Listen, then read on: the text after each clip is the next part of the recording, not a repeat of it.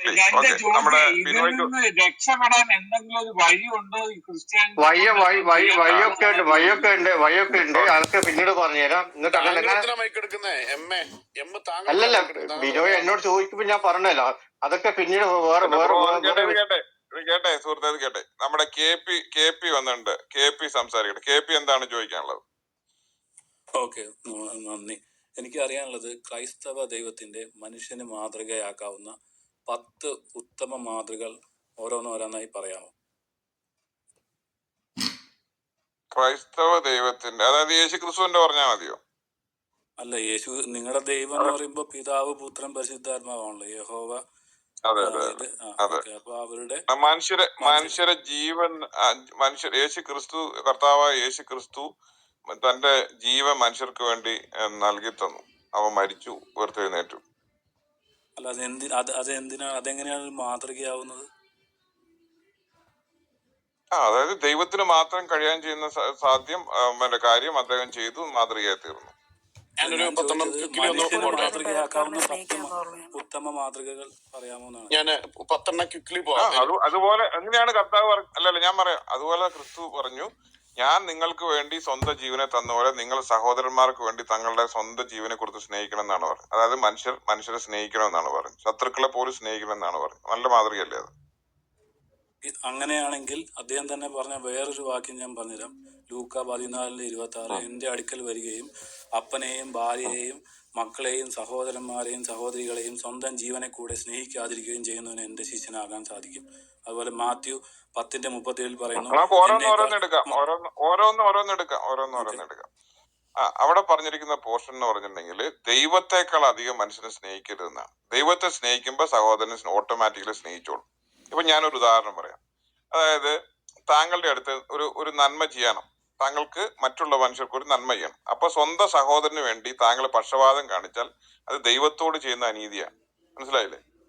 ഇപ്പൊ അതായത് ഒരു എന്താ പറയണേ, ഒരു മനുഷ്യന്റെ അവിടെ സുഖമില്ലാണ്ട് കിടക്കുവാണ്. അപ്പൊ നിങ്ങൾ സ്വന്തം സഹോദരനെ സ്നേഹിച്ചുകൊണ്ട് ആ സുഖമില്ലാണ്ട് കിടക്കുന്ന മനുഷ്യന്റെ കയ്യിൽ നിന്ന് അടിച്ചു മാറ്റി നിങ്ങളുടെ സ്വന്തം സഹോദരനോ അപ്പനോ അമ്മയ്ക്കോ കൊടുത്തിട്ടുണ്ടെങ്കിൽ അത് ദൈവത്തെ സ്നേഹിക്കുന്നതിന് ശരിയല്ല. അപ്പൊ അങ്ങനെയുള്ളവർക്ക് ദൈവസ്നേഹം ഇല്ല. ദൈവസ്നേഹം ഉള്ളവരാണെങ്കിൽ തന്റെ കയ്യിലുള്ളത് സാധുവായ മനുഷ്യർ കൊടുക്കുകയാണ് വേണ്ടത്. അവിടെയാണ് അതിന്റെ അർത്ഥം. അതല്ലാതെ പോയിട്ട് സഹോദരനെ പറഞ്ഞിരിക്കുന്നത്. സുഹൃത്തെ, ഞാൻ സംസാരിച്ചോണ്ടിരിക്കുകയാണ്. ഞാൻ സംസാരിച്ച് കഴിയട്ടെ. അവിടെ പറഞ്ഞ ദൈവത്തെക്കാൾ അധികം മനുഷ്യരെ സ്നേഹിക്കരുതെന്നാണ് പറഞ്ഞിരിക്കുന്നത്. ദൈവത്തെക്കാൾ അധികം മനുഷ്യരെ സ്നേഹിക്കരുത്, അല്ലാണ്ട് മനുഷ്യരെ സ്നേഹിക്കരുതെന്നല്ല പറഞ്ഞിരിക്കുന്നത്. ഓക്കെ, അങ്ങനെയല്ല പറഞ്ഞിരിക്കുന്നത്. ഞാൻ ഇംഗ്ലീഷ് വേർഷൻ പറയാം.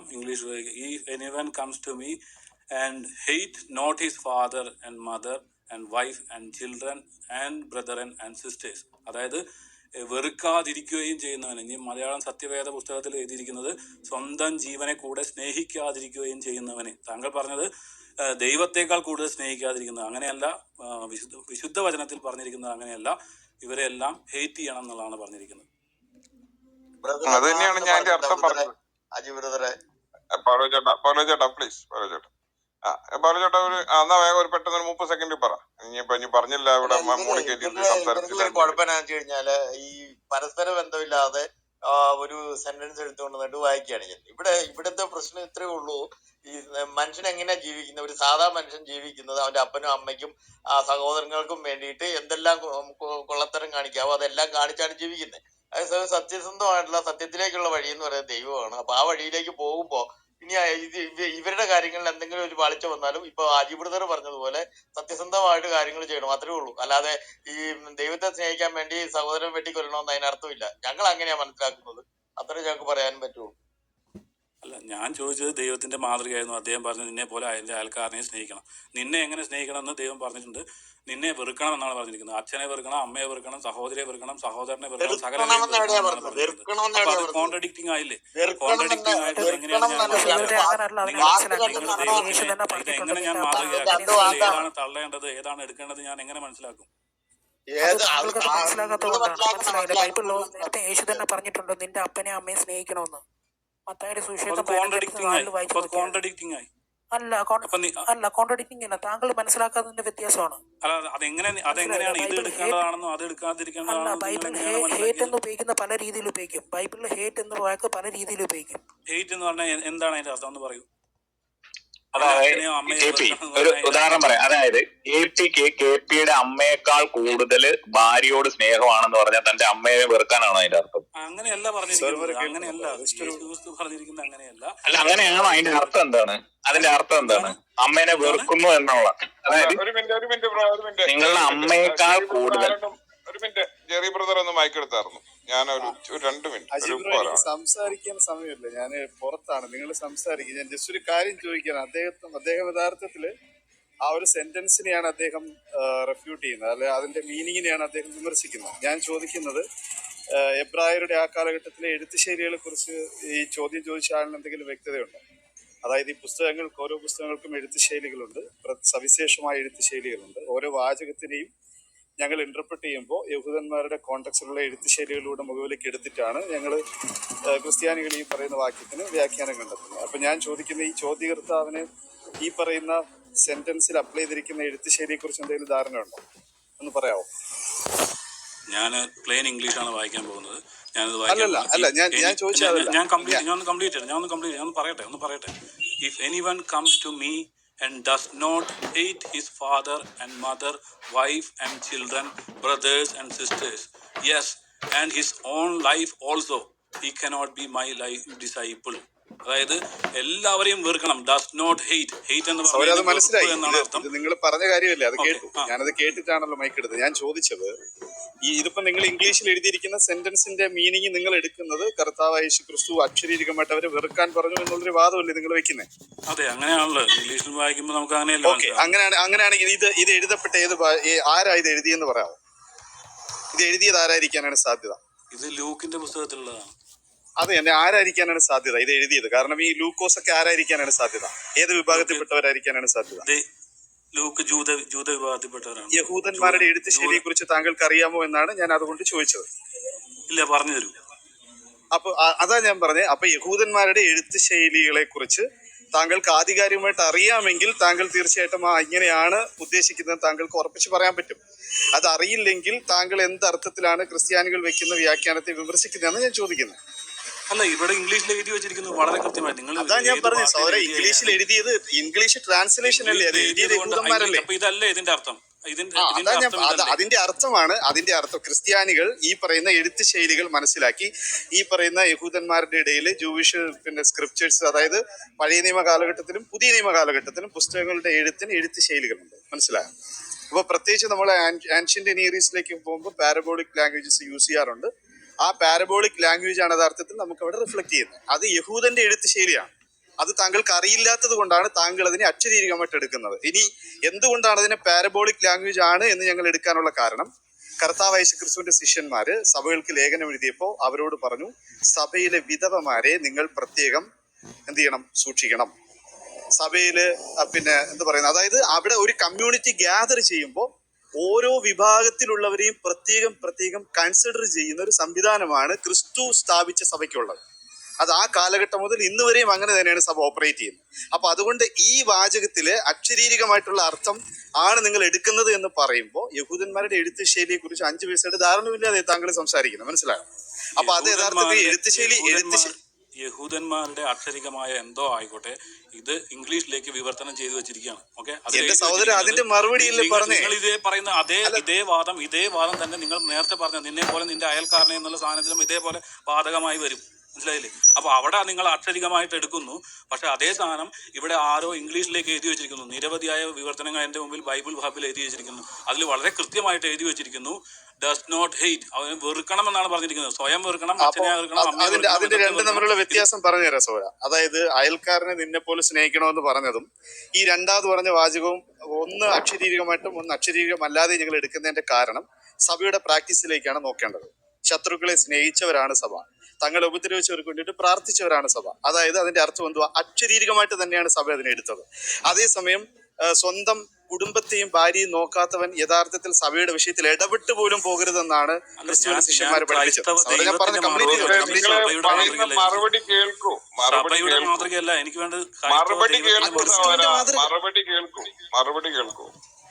ആ അപ്പൊ ക്രിസ്തുവിന്റെ മാതൃകയാണ് സോര ഞങ്ങൾ പറയുന്നത്. കാരണം ക്രിസ്തു പഠിപ്പിച്ച ശിഷ്യന്മാരാണല്ലോ സഭയെ മുമ്പോട്ട് കൊണ്ടുവന്ന് ആ സഭ ഇന്ന് നിലനിൽക്കുന്നുണ്ട്.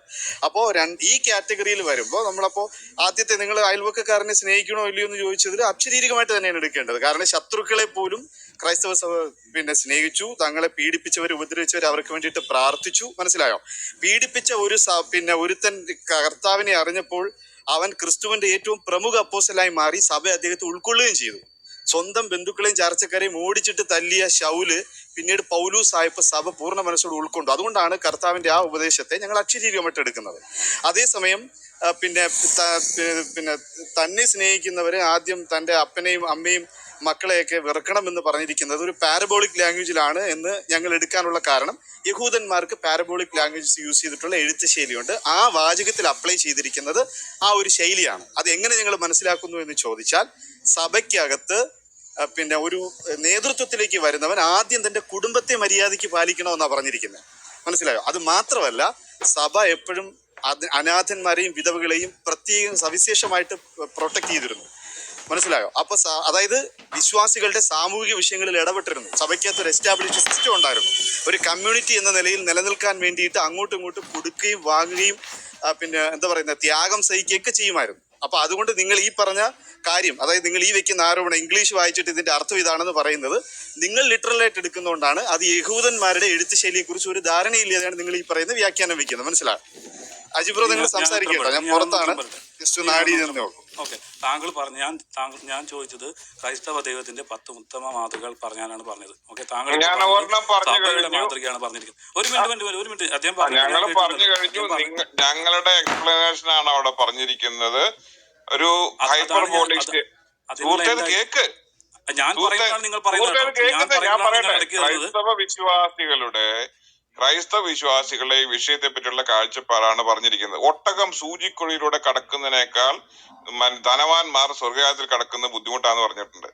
മനസ്സിലായി? അതിന്റെ അർത്ഥം ഒട്ടകം സൂചിക്കുഴിയിലൂടെ കടക്കുന്നു എന്നല്ല. അതിനെയാണ് ഹൈപ്പർബോളിക് എന്ന് പറഞ്ഞിരിക്കുന്നത്. മനസ്സിലായി? ഇതേ ക്രിസ്തു തന്നെ പറഞ്ഞാണ്, ഒട്ടകം സൂചിക്കുഴിയിലൂടെ കടക്കുന്നതിനേക്കാൾ അതായത് ലോകത്തിലെ ഏറ്റവും വലിയ ധനവാന്മാരിൽ ഒരാളായിരുന്നു അബ്രഹാം, നമ്മൾ വിശ്വസിക്കുന്ന ഇയ്യോബ്. അതിന്റെ അർത്ഥം ധനവാന്മാർ സ്വർഗരാജ്യത്തിൽ കടക്കില്ല എന്നുള്ളതല്ല. അതൊരു ഹൈപ്പർബോളിക് സ്റ്റേറ്റ്മെന്റ് ആണ്.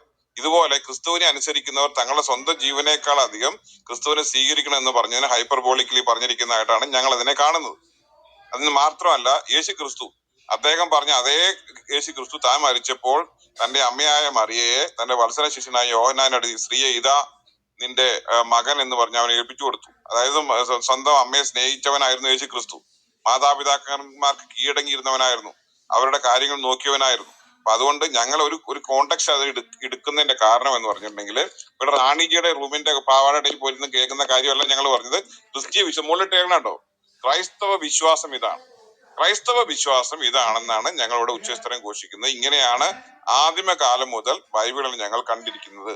അതല്ലാതെ ആ ഒരു ഒറ്റ വാക്യം എടുത്തുകൊണ്ടുവന്ന് ഞങ്ങൾ ഇവിടെ ആദ്യമേ പറഞ്ഞു, ബൈബിളിൽ ഏതെങ്കിലും ഒരു വാക്യം കൊണ്ടല്ല ഉപദേശം സ്ഥാപിക്കുന്നത്. മാത്രമല്ല, അവിടെ കൃത്യമായിട്ട് ഞങ്ങളുടെ കാഴ്ചപ്പാടുകൾ പറഞ്ഞു. യേശു ക്രിസ്തുവിന് കർത്താവ് മരിക്കുന്നതിന് മുമ്പ് പറഞ്ഞു, സഹോദരന്മാർക്ക് വേണ്ടി തന്റെ ജീവനെ കൊടുക്കുന്നതിലും വലിയ സ്നേഹമില്ല. മനസ്സിലായോ? സ്നേഹിതന്മാർക്ക് വേണ്ടി തന്റെ ജീവനെ കൊടുത്തു കാണിച്ചവനാണ് യേശു ക്രിസ്തു. തന്റെ ജീവൻ അവസാനം വരെ അവൻ പറഞ്ഞ എന്താണ് പറഞ്ഞത്? എന്നെയാകുന്നു തിരിയുന്നെങ്കിൽ ഇവർ പോയിക്കൊള്ളട്ടെ. സഹോദരന്മാരായ അവൻ സഹോദരന്മാരെ തന്റെ ജീവനേക്കാൾ അധികം അവൻ സ്നേഹിച്ചു, അത് അവൻ കാണിച്ചു തന്നു എന്നുള്ളതാണ് ഞങ്ങളുടെ പറഞ്ഞത്. അല്ലാതെ ആ ഒരു ഹൈപ്പർബോളിക് സ്റ്റേറ്റ്മെന്റ് എടുത്ത് യേശു ക്രിസ്തു ലോകത്തിലുള്ള സകല മനുഷ്യനെയും വെറുക്കാൻ പറഞ്ഞു എന്നുള്ളതല്ല. അങ്ങനെയാണെങ്കിൽ അവന് ശിഷ്യന്മാരത് കാണിച്ചിട്ടുണ്ടാവണം. നിങ്ങൾക്ക് ചരിത്രത്തിൽ ഒരു സ്ഥലത്ത് പോലും യേശു ക്രിസ്തു അല്ലെങ്കിൽ ശിഷ്യന്മാരും സഭയും തന്റെ സഹോദരന്മാരെ വെറുത്തായിട്ട് കാണുന്നില്ല. സഹോദരന്മാരെ അനേക ആൾക്കാർക്ക് വേണ്ടി രക്തസാക്ഷികളായി തീർന്ന ചരിത്രമാണ് ക്രൈസ്തവ സഭയ്ക്കുള്ളത്. അതുകൊണ്ട് ഈ ഒരു ഹൈപ്പർബോളിക് സ്റ്റേറ്റ്മെന്റ് എടുത്തുകൊണ്ട് ഇതാണ് ഉപദേശം എന്ന് പറഞ്ഞിട്ടുണ്ടെങ്കിൽ നിങ്ങൾക്ക് ബൈബിളിനെ പറ്റിയോ ബൈബിളിന്റെ വ്യാഖ്യാന രീതിയെ പറ്റി യാതൊരു ബോധ്യവും ഇല്ലാത്തതുകൊണ്ടാണ് എന്ന് മാത്രം തൽക്കാലം പറയും.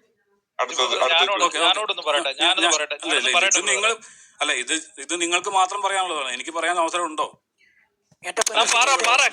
പറഞ്ഞോ, ഞാനത് ആഡ് ചെയ്യാൻ ചോദിച്ചതാ, ഇയാൾ പറ. ഒരു മിനിറ്റ്. അതാണ് ഞാൻ പറയുന്നത്. അതായത് ഞാൻ പറയുന്നത് ഇവിടെ അനിൽ അയ്യപ്പന്റെയും അനിൽ കൊടുത്തോട്ടത്തിന്റെയും മുണ്ടിന്റെ അടിയിലിരിക്കുന്ന ആളുകളുടെ കാര്യത്തെ പറ്റിയല്ല. നിങ്ങൾ ഇവിടെ പറഞ്ഞു സഭയുടെ താങ്കളുടെ ഭാഷയൊന്ന് ശ്രദ്ധിക്കും. മുണ്ടിന്റെ അടിയിൽ ആരാണ്? അല്ല, നിങ്ങൾ ഇവിടെ ഇവിടെ ഇവിടെ നിങ്ങളുടെ റാണിയുടെ മോശമായിരുന്നു. റാണിയുടെ പാവാട കേട്ടപ്പോ ഞാൻ പറയട്ടെ എന്റെ കാര്യമാണ് പറയുന്നെങ്കിൽ ഞാൻ അനിൽ കൊടിത്തോട്ടത്തിന്റെ അനിൽ അയ്യപ്പന്റെ റൂമിൽ പോവാറ് പോലുമില്ല. മനസ്സിലായില്ലേ? ഞാൻ അങ്ങനെ പോവാറില്ല.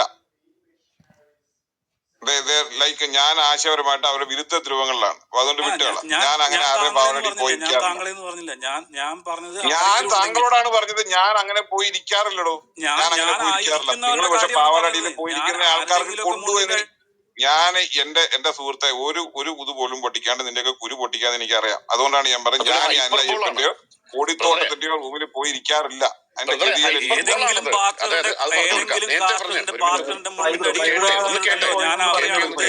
ഞാൻ താങ്കളുടെ പേര് പറഞ്ഞില്ല. എന്നോടല്ലേ മറുപടി പറയുന്നത്. ഞാൻ പോവാറില്ല. അല്ല, ഇതൊരു ഹൈപ്പർബോൾ ആണ്. ഞാനും ഹൈപ്പർബോളാണ് പറഞ്ഞത്.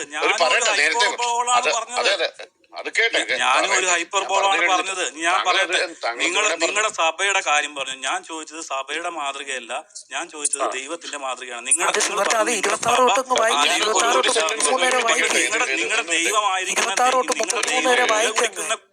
ഇത് കേട്ടെ, ഇത് റാണിയുടെ പാവാടയ്ക്ക് അടിയല്ല, പാവാടയ്ക്ക് അകത്തിരുന്നോണ്ട് പറയാനായിട്ട്. ഇത് ഞങ്ങൾ ഒരു സെന്റൻസ് കംപ്ലീറ്റ് ചെയ്യാൻ സമ്മതിക്കുക. അല്ലല്ല, പുള്ളി ഫൈബർ സംസാരിച്ചിട്ട് പുള്ളി പറഞ്ഞോട്ടെ. ഫൈബർ എടുത്തോട്ടെ. 26 വരെ വായിക്കാൻ പറ പുള്ളിയോട്. അല്ല, ഫൈബർ എടുക്കട്ടെ. ഫൈബർ എടുക്കട്ടെ. ഞാനേ പിന്നെ പെട്ടെന്ന് ഇതായിപ്പോയി. ഞാൻ പറഞ്ഞ ഇത്രേ ഉള്ളൂ. 10 ഗുണങ്ങളാണ് ചോദിച്ചത്. അതായത് യേശുക്രിസ്തുവിന്റെ 10 ഗുണങ്ങൾ ഞാൻ പെട്ടെന്ന് തന്നെ പറഞ്ഞുതരാം. അതായത് പരിശുദ്ധാത്മാവിന്റെ പിന്നെ ഫലം എന്നൊക്കെ പറയുന്നത് പോലെ തന്നെയാണ്. തന്റെ ശത്രുവിനോടും സ്നേഹിച്ചു, അവനോട് ദൈവം ക്ഷമയും കാണിച്ചു. ഓരോന്നോരോന്നായി ഓരോന്നോരോന്നിട്ട് പോ. ആദ്യം തന്നെ തുണിയില്ലാതെ സ്നേഹമാണോ? അതാ പറഞ്ഞത്. പറയാന്ന് സ്വന്തം മകളുടെ പ്രായമുള്ള ഒരു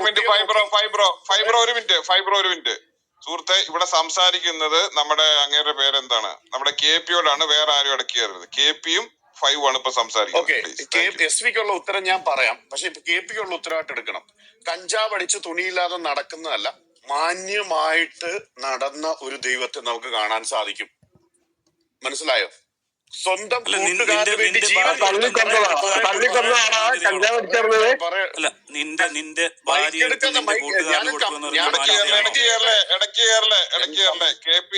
KP 5 സംസാരിച്ചിട്ട് സംസാരിക്കും. ഓരോന്നോരോന്നായിട്ട് പോവാന്നാണ് പറഞ്ഞത്. അദ്ദേഹം ഒരു മാന്യത 5 സംസാരിക്കുമല്ലോ. ഓരോന്നായിട്ടാണ് പോകുന്നത്. പാഞ്ചാലിയെ പോലെ ഒരാളുടെ ചെയ്തോണ്ടിരിക്കുമ്പോ വേറൊരാൾ വന്ന് ഇടയ്ക്ക് കയറരുത്. താങ്കൾക്ക് എന്തിനു പറയണ്ട കംപ്ലീറ്റ് ചെയ്യും. പാഞ്ചാലിയുടെ പരിപാടി പോലെ ചെയ്യരുത്. മനസ്സിലായോ? താങ്കൾക്ക് പറയണ്ട കംപ്ലീറ്റ്. അപ്പൊ താങ്കൾ പറഞ്ഞു മാന്യതയാണ് പറയുന്നത്. അപ്പൊ നിന്റെ ഭാര്യ എടുത്ത് നിന്റെ കൂട്ടുകാരന് കൊടുക്കും, അവളെ ഞാൻ പകൽ വെളിച്ചത്തിൽ ശയിപ്പിക്കും എന്ന് പറയുന്നത് മാന്യതയാണോ? അതെങ്ങനെയാണ് മാന്യതയാകുന്നത്? അത് ഞാൻ പറഞ്ഞുതരാം. സെക്കൻഡേ.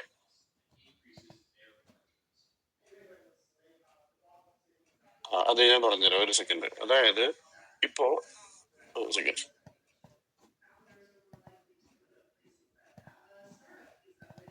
KP ഞങ്ങൾക്ക് ചോദ്യം ഇഷ്ടപ്പെട്ടില്ല, അതുകൊണ്ട് എങ്ങനെ പറയുന്നത് കേട്ടോ. നിങ്ങൾ വിഷമിക്കണ്ട. അതായത് കഴിയുമ്പോ മോങ്ങരുത് എല്ലാവരും. ഞാനിവിടെ മാന്യമായിട്ടുള്ള ചർച്ച പോയിക്കൊണ്ടിരിക്കുകയാണ്. KP അണ്ണാക്കിൽ മേടിക്കാൻ പോവാണ്. ആരും മിണ്ടാതിരിക്കും. സായൻ സാറേ, നിങ്ങൾക്ക് പറ്റിയ കേസല്ല. നിങ്ങൾ താഴെ പോയി അണ്ണാക്കിലോട്ട് കയറാൻ പോവാണ്. ഞാൻ കഴിയിട്ടു ഒരാള് വന്നാണ് എപ്പോഴും ഒരു മിനിറ്റ് KP നീ നിക്കടാ, നീ മേടിച്ചോണ്ട് പോ. നീ കേൾക്ക്, ഇത് കേൾക്ക്. അതായത് തുണിയില്ലാതെ നടന്ന ഒരു ദൈവത്തെ കുറിച്ചല്ല ഞങ്ങൾ പറയുന്നത്. വൃത്തികേട് കാണിച്ച മനുഷ്യർക്ക് അതേ നാണയത്തിൽ മറ്റൊരു ദുഷ്ടനായ ആളിന് അവന്റെ ഭാര്യ മറ്റൊരുവന്റെ ഭാര്യ അപഹരിച്ചത് കൊണ്ട് ഇവന്റെ ഭാര്യയും അപഹരിക്കപ്പെടുമെന്ന ശിക്ഷ കൊടുത്താണ്. പക്ഷെ നിങ്ങളുടെ ദൈവത്തിന്റെ കാര്യത്തിൽ സ്വന്തം മകളെ ഭോഗിക്കുന്ന ഒരു ദൈവത്തെ, സൃഷ്ടാവായ ദൈവത്തെ ചൂണ്ടിക്കാണിക്കുന്ന ഗതികേട് ക്രിസ്ത്യാനികൾക്കില്ല. ബ്രഹ്മാവ് സ്വന്തം മകളെയാണ് പണിതത്, എന്നിട്ട് ഭാര്യയാക്കി വെച്ചിരിക്കുക. ഭാര്യയോ വെപ്പാട്ടിയോ അതെന്ത് വേണേ ആവട്ടെ. ഇനി തുണിയില്ലാതെ കാടും പടലും കാണിച്ച് നടക്കുന്ന ഒരു ദൈവത്തെ ഒന്ന് ആലോചിച്ച് നോക്കിയേ. മാന്യതയെ കുറിച്ച് യാതൊരു തരത്തിലും സംസാരിക്കാൻ യാതൊരു പ്ലാറ്റ്ഫോമും ഇല്ലാത്ത ഒരു വിശ്വാസമാണ് KP-യുടേത്. ഇവിടെ ദൈവം എന്താണ് ചെയ്തത്? രാജാവായിരിക്കുന്ന എന്റെ വിശ്വാസം ദാവീദ് ഏതാണ്? ഒരു മിനിറ്റ് എന്റെ വിശ്വാസം ഏതാണ്? പറയട്ടെ ഞാൻ ഒരു വിശ്വാസവും എനിക്കില്ല. കംപ്ലീറ്റ് ചെയ്യട്ടെ. എനിക്കൊരു വിശ്വാസവും ഇല്ല. ഇതേക്ക് അല്ല, 5 പേര് പണിയുന്ന പോലെ, പാഞ്ചാലി 5 പേര് പണിയുന്ന പോലെ ഇടയ്ക്ക് അതുപോലെ സ്വന്തം മാതാവിനെ ഇത് പറയട്ടെ. സ്വന്തം അമ്മയുടെ പരിപാടി കാണിക്കാൻ സ്വന്തം മാതാവിനെ പണിതവനല്ലേ യേശു. ഞാൻ കംപ്ലീറ്റ് ചെയ്തിട്ട് താങ്കൾ അല്ല, എടുത്തോ. അതുപോലെ സ്വന്തം മാതാവിനെ പണിതവനല്ലേ യേശു. ഞാൻ പറഞ്ഞുതരാം.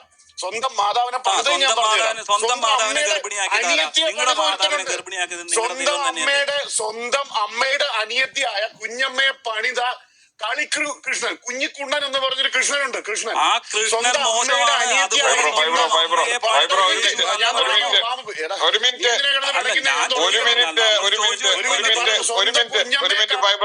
എല്ലാവരും മ്യൂട്ട് ചെയ്ത്.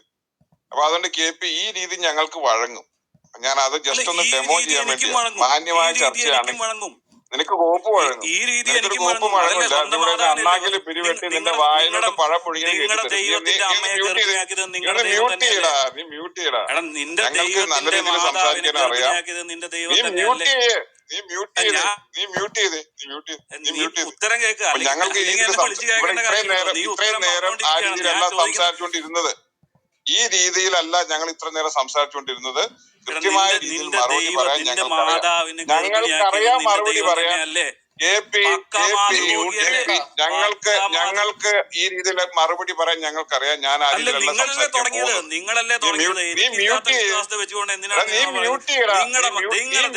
ഞാൻ പറയാന്ന് പറഞ്ഞല്ലോ. നീ മ്യൂട്ട് ചെയ്ത് നിങ്ങളുടെ ദൈവത്തിനെ എന്നെ മ്യൂട്ട് ചെയ്തിട്ട് നിങ്ങൾ നീ മ്യൂട്ട് ചെയ്ത് ഞാൻ സംസാരിക്കട്ടെ. അത് കഴിഞ്ഞ് നിന്നെ പറയാൻ അനുവദിക്കാം. നീ മ്യൂട്ട് ചെയ്യും. ഇത്ര ഞാൻ പറയാൻ ഉദ്ദേശിച്ചുള്ളൂ. അതായത് കൃത്യമായിട്ട് താങ്കൾ പറഞ്ഞതിന് കൃത്യമായ മറുപടി വന്നു. യേശു ക്രിസ്തു എന്താണ് ആ ഹൈപ്പർബോളിക് സ്റ്റേറ്റ്മെന്റ് ഉദ്ദേശിച്ചെന്ന് പറഞ്ഞു. അപ്പൊ നിങ്ങൾക്ക് പോയിന്റ് നമ്പർ 2 ചോദിക്കാനുള്ള അവകാശമുണ്ട്. നിങ്ങൾ പോയിന്റ് നമ്പർ 2 ചോദിക്കൂ. അതല്ലാതെ ഇവിടെ കിടന്നുകൊണ്ട് നിന്റെ വൃത്തികേട് കാണിക്കാൻ വരാണെങ്കിൽ സമ്മതിക്കില്ല. മര്യാദയ്ക്കാണെങ്കിൽ കൃത്യമായിട്ട് ചോദ്യങ്ങൾക്ക് ഉത്തരം തരും. യേശു ക്രിസ്തു ആരാണെന്നും യേശു ക്രിസ്തു ലോകത്തിന് ചെയ്ത അത്ഭുതങ്ങളും യേശു ക്രിസ്തു ലോകത്തിന് ചെയ്ത നന്മകളും എന്താണെന്നും താങ്കൾ ചോദിച്ചു. ഞാൻ ഓരോന്നോരോന്നായിട്ട് പറയാം. താങ്കൾക്ക് 20 മിനിറ്റ് ആണുള്ളത്. ഞാൻ ഒരു എക്സ്ട്രാ ഒരു 5 മിനിറ്റ് കൂടെ തരാം. അതായത് പോയിന്റ് നമ്പർ 1 പറഞ്ഞു. അതായത് തന്റെ ജീവനെ മറ്റുള്ള മനുഷ്യർക്ക് വേണ്ടി കൊടുത്തു. ഇനി പോയിന്റ് നമ്പർ 2 താങ്കൾക്ക് വേണമെങ്കിൽ ഞാൻ സംസാരിക്കാം. അപ്പൊ നമുക്ക് മുമ്പോട്ട് പോവാം. എന്ത് പറയും? പോയിന്റ് നമ്പർ 1 തന്നെയുള്ള പ്രശ്നമാണ് പറയുന്നത്. നിങ്ങൾ ഇവിടെ സഭയുടെ ഉദാഹരണം പറഞ്ഞു. സഭ ക്ഷമിച്ചു. ഞാൻ പറയട്ടെ സഭ ക്ഷമിച്ചു എന്നല്ല ഞാൻ പറഞ്ഞത്. സഭ ക്ഷമിച്ചു എന്നല്ല ഞാൻ പറഞ്ഞത്. ഇത് കേട്ടെ നീ. സഭ ക്ഷമിച്ചു എന്നല്ല ഞാൻ പറഞ്ഞത്. സഭ ഇതിനെ എങ്ങനെയാണ് മനസ്സിലാക്കിയത്, ക്രിസ്ത്യാനികൾ ഇതിനെ എങ്ങനെയാണ് മനസ്സിലാക്കിയത്, ഒരു ഹൈപ്പർബോളിക് സ്റ്റേറ്റ്മെന്റ് ആണ്. അവിടെ പറഞ്ഞിരിക്കുന്നത് സ്വന്തം ജീവനെ മറ്റുള്ളവർക്ക് വേണ്ടി കൊടുക്കണം എന്നാണ്. അതവൻ അതരം കൊണ്ട് പറഞ്ഞത് രുദരം കൊണ്ട് കാണിച്ചു കൊടുത്തവനാണ്. തന്റെ സ്വന്തം ജീവനെ മറ്റുള്ള മനുഷ്യർക്ക് വേണ്ടി, തന്റെ സഹോദരന്മാർക്ക് വേണ്ടി കൊടുത്തവനാണ്. അപ്പൊ അതുകൊണ്ടാണ് ഞാൻ പറഞ്ഞത് ക്രിസ്ത്യാനികൾ ഇതിനെ ഇങ്ങനെയാണ് മനസ്സിലാക്കുന്നത്. അല്ലാണ്ട് മറ്റുള്ള നാട്ടുകാരെ മുഴുവൻ വെറുക്കാനല്ല പറഞ്ഞിരിക്കുന്നത്. അത് പറയുന്ന സ്ഥലം വേറെയാണ്. ഞങ്ങൾ അങ്ങനെയല്ല ഇതിനെ പഠിപ്പിക്കുന്നത്. കൃത്യമായിട്ട് തന്റെ ജീവനെ മറ്റുള്ളവർക്ക് വേണ്ടി കൊടുക്കണമെന്നാണ് ക്രിസ്ത്യാനികൾ എല്ലാ സ്ഥലത്തും പഠിപ്പിച്ചിട്ടുള്ളത്. അങ്ങനെ തന്നെയാണ് സഭ ഇതിനെ കാണുന്നത്. ഇതിനെ വ്യാഖ്യാനിക്കുന്നത് അങ്ങനെ തന്നെയാണ്. ഓക്കെ, ഇനി നീ പറഞ്ഞോളൂ. ഇതേ ദൈവം തന്നെയല്ലേ സംഖ്യാപുസ്തകത്തിൽ മുല കുടിക്കുന്ന കുട്ടികളെ വെട്ടിക്കൊല്ലാൻ പറഞ്ഞിരിക്കുന്നത്. അപ്പൊ ആ ദൈവത്തെ ഞാൻ എങ്ങനെ മാതൃകയാക്കും? നിങ്ങൾ ഗോവിന്ദചാമിയെ ഒരു മാതൃകയാക്കാൻ, ഗോവിന്ദചാമി എവിടെയെങ്കിലും പോയിട്ട് ബലാത്സംഗം ചെയ്യരുത് എന്ന് പറയുകയാണ്. അതിനെ നിങ്ങൾ മാതൃകയാക്കണം എന്ന് പറയുമ്പോൾ അതേ ഗോവിന്ദചാമി തന്നെ സ്ത്രീകളെ അറഞ്ചം പുറഞ്ചം ബലാത്സംഗം ചെയ്തവനാണെങ്കിൽ അങ്ങനെ മാതൃകയാക്കാൻ പറ്റും. നിങ്ങൾ പറഞ്ഞു നിങ്ങളുടെ ദൈവം മറ്റുള്ളവരെ സ്നേഹിക്കാൻ പഠിപ്പിച്ചു എന്നാണ് പറഞ്ഞിരിക്കുന്നത്. അതേ ദൈവം തന്നെ സംഖ്യാപുസ്തകം 31 മുല കുടിക്കുന്ന കുട്ടികളെ വരെ വെട്ടിക്കൊല്ലുന്നു. അതിൽ സ്ത്രീകളെ ഭാഗിച്ചെടുക്കുന്നു. അപ്പൊ ആ ദൈവത്തെ എങ്ങനെ മാതൃകയാക്കും? സംഖ്യാപുസ്തകം 31 എടുക്ക്. സംഖ്യാപുസ്തകം 31:17. ആകയാൽ ഇപ്പോൾ കുഞ്ഞുങ്ങളിലുള്ള ആണിനെയൊക്കെയും പുരുഷന്മാരോടുകൂടെ ശയിച്ചിട്ടുള്ള സകല സ്ത്രീകളെയും കൊന്നുകളവിൻ. പുരുഷനോട് കൂടെ സഹിക്കാത്ത പെൺകുഞ്ഞുങ്ങളെ ജീവനോടെ വെച്ചുകൊള്ളുവിൻ. ഈ 31-ാമത്തെ വചനം യഹോവ മോശയോട് കൽപ്പിച്ചതുപോലെ മോശയും ഏലിയാസരും ചെയ്തു. മ്യൂട്ട് ചെയ്തിരുന്ന കേക്ക് നീ മ്യൂട്ട് ചെയ്തിന്റെ ആർഗ്യുമെന്റ് പറഞ്ഞല്ലോ. 31:17 മറുപടി വരുന്നുണ്ട്. ഓക്കെ, സംഖ്യാപുസ്തകം 22 തൊട്ട് നമ്മൾ വായിക്കണം. ഇവിടെ 2 പേഗൻ രാജ്യങ്ങൾ ഇസ്രയേലിനെതിരെ കോൺസ്പയർ ചെയ്യുകയാണ്, അവരെ നശിപ്പിക്കാൻ വേണ്ടി, അവരെ എല്ലാ വിധത്തിലും തോൽപ്പിക്കാൻ, ശപിക്കാൻ വേണ്ടി ഒരു പ്രവാചകനെ വരെ വാടകയ്ക്ക് എടുത്തു. 7 തവണ ശ്രമിച്ചിട്ടും നടന്നില്ല.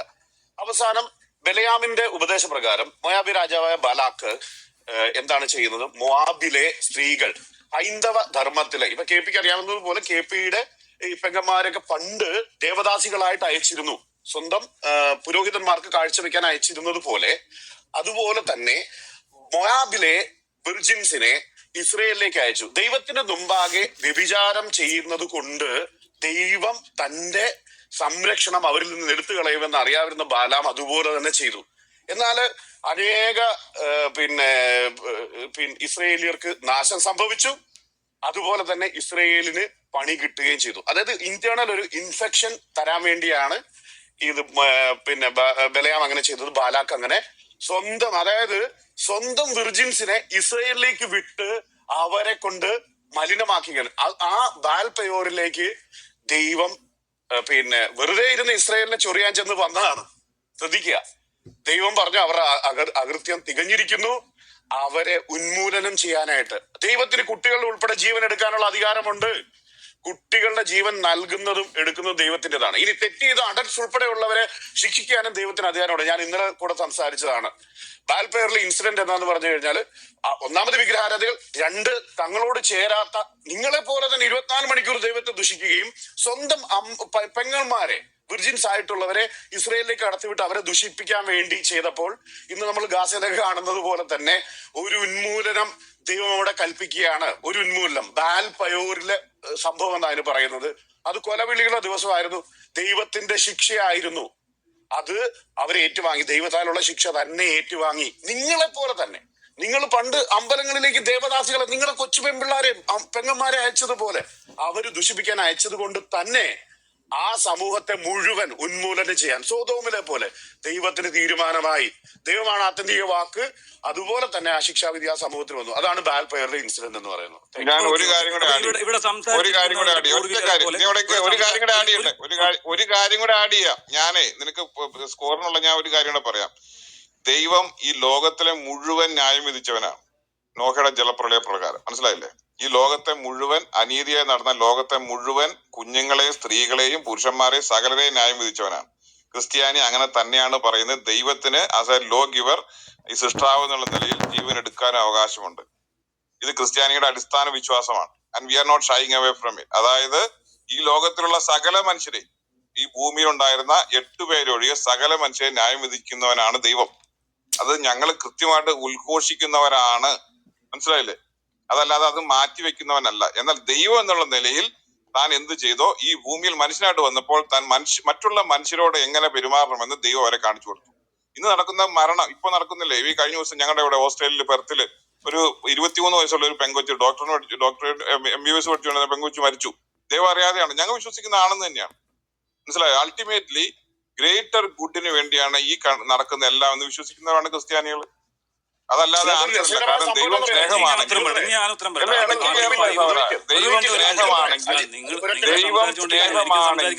കേക്ക് ഞാനിതെല്ലാം എടുക്കുമല്ലേ. ഞാൻ സുഹൃത്തെ, ഗോഡ് ഓർഡൈൻഡ് ഈവിൾ എന്ന് വിശ്വസിക്കുന്ന ഒരാളാണ് ഞാൻ. ദൈവം സകലതും നന്മയ്ക്കായിട്ട് കൂട്ടി വ്യാപരിക്കുന്നു അല്ലേ? നന്മകൾ എല്ലാം ദൈവമാണ് വരുത്തുന്നത്. മനസ്സിലായി? നമ്മളെ സംബന്ധിച്ച് ഇന്ന് ചിലപ്പോൾ തെറ്റായിരിക്കാം. ഗ്രേറ്റർ ഗുഡ് എന്താന്നുള്ള കാര്യം ഞങ്ങൾ മനസ്സിലാക്കുന്നത് ഇങ്ങനെ തന്നെയാണ്. ഗ്രേറ്റർ ഗുഡ് ആണ് ഒരു ഈവിൽ കൂടെ നടക്കുന്നത്. ക്രിസ്തുവിന്റെ ക്രൂശീകരണം ഏറ്റവും വലിയ ദുഷ്ടിച്ച കാര്യമായിരുന്നില്ലേ? അതിനെയല്ലേ ദൈവം നന്മയ്ക്കായിട്ട് കൂടി ഞങ്ങൾ അങ്ങനെ വിശ്വസിക്കുന്നു. ഇവർക്ക്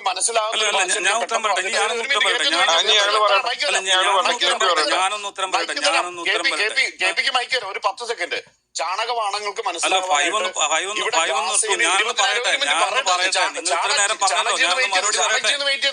അതിലേക്ക് വരാം. ഇത് റാണിയുടെ റൂമല്ലല്ലോ, റാണിയുടെ കവക്കയുടെ അല്ലല്ലോ ഇത്. ഒരു മിനിറ്റ്. അതായത് താഴെയിരിക്കുന്ന ചാണകവാണങ്ങൾക്ക് എല്ലാവർക്കും വേണ്ടിയല്ലേ പറയുന്നത്? ചാണകവാണങ്ങൾക്ക്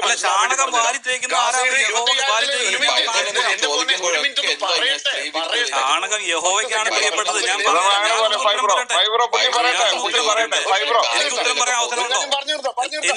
എനിക്ക് ഉത്തരം പറയാൻ നിങ്ങൾ പറഞ്ഞതല്ലേ, ഞാനൊന്ന് പറയട്ടെ. അല്ലല്ല, KP എന്ന് പറയട്ടെ.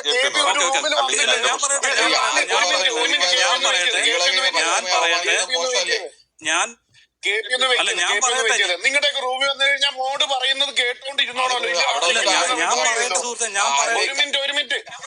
പറയട്ടെ, ഞാൻ ഒരു കാര്യം പറയുമായിരുന്നു. അതായത് ഗാസയില് 25,000 അല്ല, കുട്ടികൾ കൊല്ലപ്പെട്ടപ്പോ നിങ്ങൾ എന്താ പറഞ്ഞേ? അതാണ് നല്ലത്. ഒരു മിനിറ്റ് പറയട്ടെ. ഗാസയിൽ 25,000 കുട്ടികൾ ഇസ്രായേലിന്റെ കൈകൊണ്ട് കൊല്ലപ്പെട്ടപ്പോ നിങ്ങൾ എന്താ പറഞ്ഞേ? അത് ഞാൻ നല്ലതാണ്. പറഞ്ഞിട്ടില്ല. അടുത്ത ജനറേഷനെ കുറിച്ച് നിങ്ങൾ എന്താ പറഞ്ഞത്? ഒരു മിനിറ്റ് പറയട്ടെ വേണമേ. ഒരു മിനിറ്റ്. അല്ല, പിന്നെ ഞാൻ പറഞ്ഞിട്ടില്ല. ഞാൻ ഇസ്രായേൽ അതായത് ഒരു മിനിറ്റ് നീക്ക് ഞാൻ പറയുന്നതിന് എന്തൊരു കുഴപ്പം? നീ പാഞ്ചാലിക്കടെ ഭീമനും അർജുനനും കൂടെ ഒരുമിച്ച് പണിയുന്ന പോലെ പണിയാതെ. അതായത് ഗാസയിൽ കുട്ടികൾ കൊല്ലപ്പെട്ടപ്പോൾ ജനിച്ചു വളർന്നാലും അതേ ഇടം ആണെന്ന് ഞാൻ കംപ്ലീറ്റ് ചെയ്യട്ടെ. അത് ഗാസയിലെ കുട്ടികളെ കുറിച്ച് നിങ്ങൾ പറഞ്ഞ വെർഡിക്റ്റ് എന്താണ്? എടാ പറയട്ടെ, നോക്കട്ടെ. എന്റെ ചാണകജി അത് പറയട്ടെ വേണം. ചാണകം ഒന്ന് പറയട്ടെ. ഞാൻ കംപ്ലീറ്റ് ചെയ്ത് നിനക്ക് തരാം, മൈക്ക് നിനക്ക് തരാം.